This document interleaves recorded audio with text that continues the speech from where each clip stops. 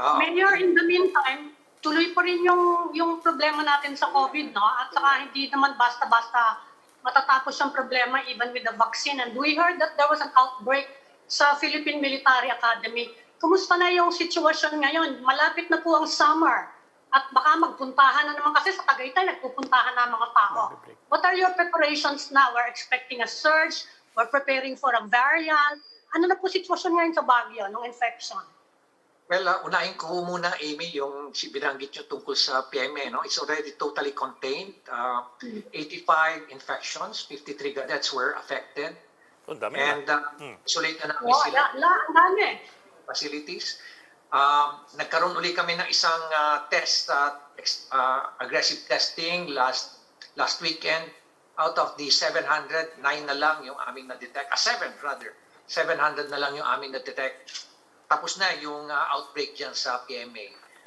We see an increasing trend in the number of cases sa amin, including death, to be transparent about it. But this afternoon, nagkaroon kami ng meeting sa aming mga doctors, included pa rin yung mga ibang from the private clinics. Pinag-usapan namin yung proactive measures para ma-arrest namin itong increasing trend sa aming death. Second is yung aming cases are increasing after the holiday season. So what we're doing now is we continue to increase our surge capacity. We're now up to 854 beds. I-increase pa namin na 1,000. Initially, 3 months ago, we're just about 300 plus beds.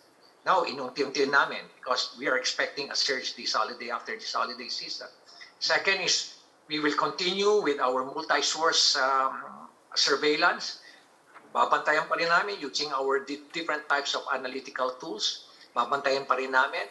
Third is yung risk communication namin. And that's part of it. Pati yung pag-educate sa public about itong vaccine. At tuloy-tuloy pa rin yung very aggressive kami tungkol sa personal hygiene at the barangay level. Enhance pa rin namin capacity building yung mga BHERs namin for us to be able to put up yung tinatawag namin barangay bubble to address itong sectors ng elders dahil di sila yung vulnerable. And so that's part of our strategy to protect the vulnerables. And finally, yung aming border control. We will continue to implement our border control. In fact, today, we again implemented a 14-day border control with our neighbors dito sa siyudad ng Baguio and Benguet. In the meantime, Mayor, nakita niyo naman po yung images nitong weekend sa traslasyon, dinumog ng mga tao. There was a lot of scenes of people being disciplined and social distancing, a lot of scenes as well of people rushing and crowding. On top of that, ngayon, ang balita naman from Cebu is that Cebu has canceled, sinulog completely, totally different strategy from Manila. And as Ed read out at the start of the show, we're hearing naman from Baguio na tuloy ang Panagbenga. Is that accurate? Do you need to qualify that? And for that matter, whatever the approach of Baguio, what are the lessons taken from Manila and for that matter, Cebu? Well, to be honest with you, Ed, we have our own lessons. Yung nangyari doon sa Christmas lighting, yung Christmas tree lighting, we saw that about 20% of our attendees did not exercise yung physical distancing. Pero kung makikita mo doon sa drone, makikita mo naman na talagang hiwa-hiwalay. Pero pag a different perspective yung kuha mo, akala mo na magkaroon ng crowding. Pero 20% lang yon.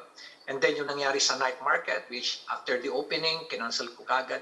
We learned from that. And so, for this Panagbenga, we're going to launch it itong January 18, pero wala na yung parades. Wala na rin yung mobile flower parade. Wala na rin yan. Ang may iwan na lang is yung landscaping. That's Baguio in Bloom. And then after that, yung Session Road in Bloom na lang. Yung maglalagay kami ng mga different spots. Pero this time, we will adopt what we are implementing right now dito sa aming night market. And if you look at our night market, very well organized. People are very observant of the minimum health standards, including yung aggressive na implementation ng aming mga provisions doon ng regulations na pinapangunahan mismo ng ating mga vendors. Mayor, I'm sorry, I'm trying to imagine... Has- sige, Lucy, go ahead. Yung tourism nyo ba, yung tourism arrivals, have they improved with your opening up since, when was this, November, I think? October. And then, yun na nga, as Ami said, we're going into summer. Do you intend to promote even more aggressively and receive more outsiders? Yeah, in fact, we have already increased our quota for tourist arrivals from 1,000 to 1,200. For the month of December, significant yung pag-increase. Pero if you compare it to the pre-pandemic, it's only 12.8%. 13,000 lang, but it's still 12.8%. So it is a very dismal figure. And we continue to invite more tourists and visitors to come up to the city of Baguio. Because if you look, kung nagpunta kayo dito sa Baguio, very highly compliant ang mga tao rito. You go to the market, you go to the grocery store, people are wearing their masks, people are wearing their shields. And, we would like to make people feel safe in the city of Baguio dahil meron kami mga triage, meron kami mga process sa pagpasok dito sa Baguio.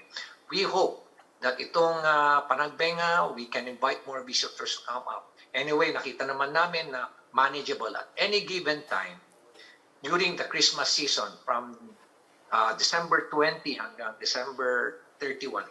Nakita namin na at any given time, assuming na tourists will stay here for 3 to 4 days, umaabot din ang aming mga tourists na mga 5,000 to 8,000 a day. Pero pre-pandemic, nagre-range kami sa 30 to 40,000 a day. So ang laki pa rin. Ang laki pa rin ng kakulangan. Well, Mayor, I'm sorry, I'm trying to imagine Panagbenga without the floats, without the floral parade, and without everybody going down the street. So if I'm getting it right, what you're planning to do right now is to have static displays along Session Road, and the people themselves, the passers-by, will be the ones na parang nagpaparade. Sila yung gumagalaw. Tama ba? Well, meron kami Session Road in Bloom. Ibig sabihin, may mga stalls doon where we can display our products dito sa Cordillera at sa Baguio.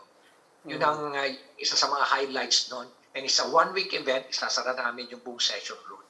Pero wala nang parade. Definitely walang parade.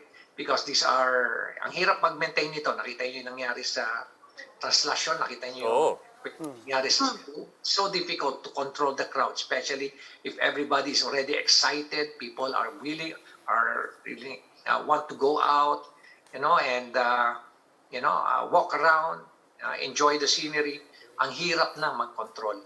So mabuti na lang na i-cancel na lang natin just like what we did last year.